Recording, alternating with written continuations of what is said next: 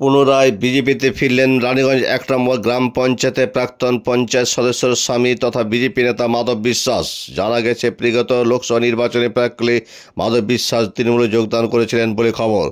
তবে ভোট শেষ হতে আবারও বিজেপি দলে যোগদান করলেন বিজেপি নেতা মাধব বিশ্বাস।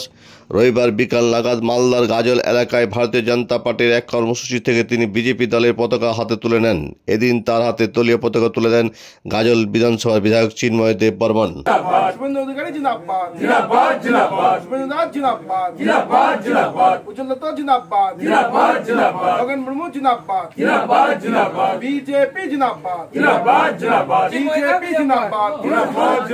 भारत माता की जय, भारत माता की जय, बीजेपी जिंदाबाद, जिंदाबाद, जिंदाबाद। অত্যন্ত আনন্দের সঙ্গে জানাই আজকে রানীগঞ্জ ১ গ্রাম পঞ্চায়েতের বড়বাড়ি বুথে একটি প্রোগ্রামে ভারতীয় জনতা পার্টির একটি প্রোগ্রামে এসে এখানে আমাদেরই ভারতীয় জনতা পার্টির ঘরের ছেলে প্রাক্তন পঞ্চায়েত আমাদের শিমুলজুরি বুথের মাননীয় মাধব বিশ্বাস মহাশয়, আর তিনি আজকে আবার পুনরায় ভারতীয় জনতা পার্টির পতাকা নিয়ে ভারতীয় জনতা পার্টিকে আগামী দিনে সমৃদ্ধশালী করার লক্ষ্যে মোদিজির হাত শক্ত করতে, বিজেপির হাত শক্ত করতে এই এলাকায় ভারতীয় জনতা পার্টির কাজ করবেন বলে আজকে দলীয় পতাকা আবার তুলে নিয়েছেন। নমস্কার।